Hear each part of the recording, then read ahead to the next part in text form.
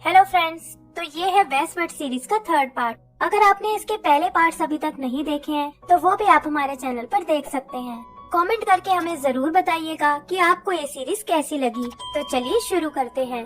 तो पिछले पार्ट में हमने देखा कि जीशियान नाम का एक देवता उस सूत्रा को छीनने आया था और जैंग भी बाइलैंग की मदद करने से पीछे हट गया था।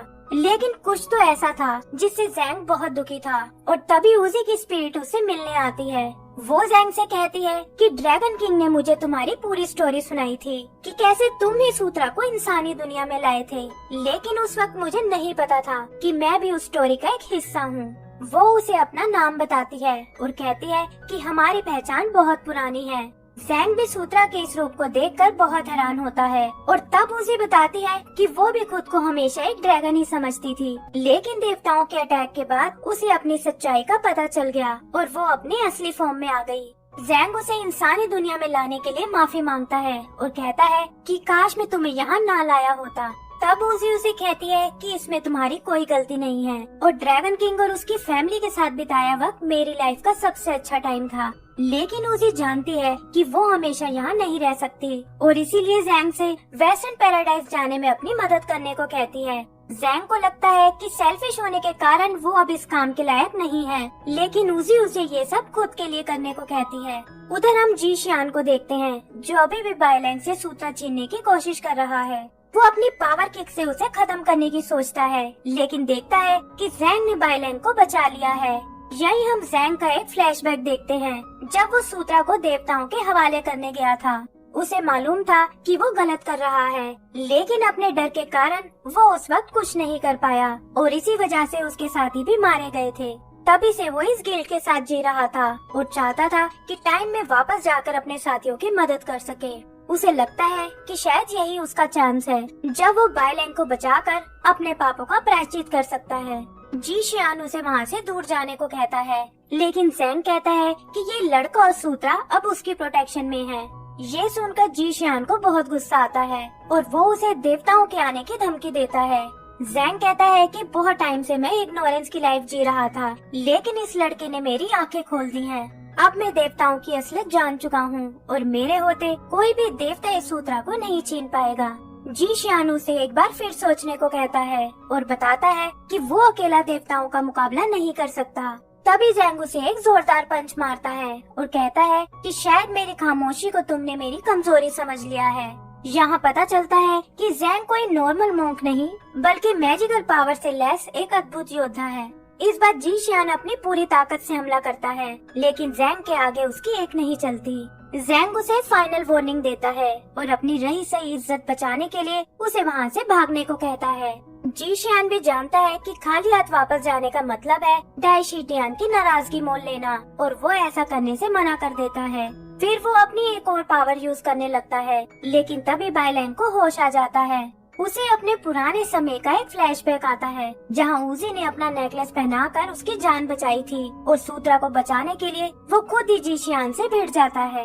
जीशियान भी अचानक हुए इस हमले से बौखला जाता है, लेकिन फिर खुद को संभालकर बाइलैंग पर हमला करता है। बाइलैंग भी अपनी ड्रैगन पावर एक्टिवेट करके जीशियान को बुरी तरह मारने लगता है और जैंग भी उसकी ऐसी शक्ति देखकर बहुत हैरान होता है। फिर बाइलैंग जो अपनी ड्रैगन फॉर्म में आ चुका था जीशियान को लेकर जैंग के रेस्टोरेंट में चला जाता है और उससे पूरी बिल्डिंग में आग लग जाती है।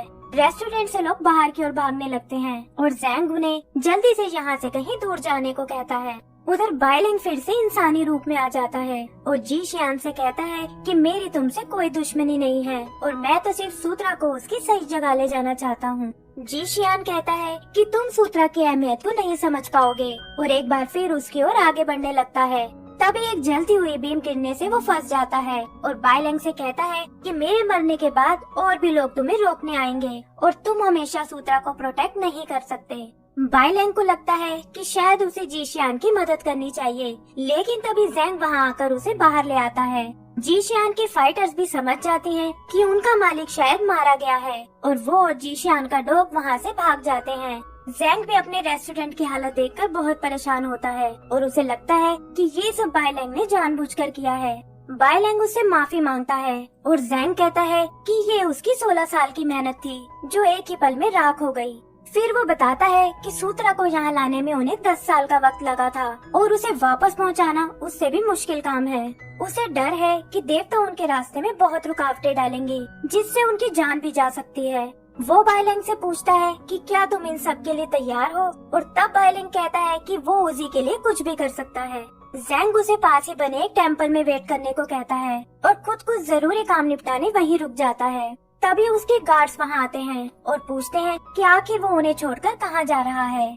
जैंग उन्हें बताता है कि उसका जाना बहुत जरूरी है, लेकिन काम खत्म होने पर वो यहाँ वापस जरूर आएगा और तब तक उन्हें सिटी का ध्यान रखने को कहता है। फिर जैंग पूरी रात बैठकर वहाँ तपस्या करता है और अपनी आने वाली जर्नी के लिए बुद्धा से ब्लेसिंग लेता है। सिटी के लोगों को भी कुछ समझ नहीं आता और जैंग उन्हें बिना कुछ बताए वहाँ से चला जाता है।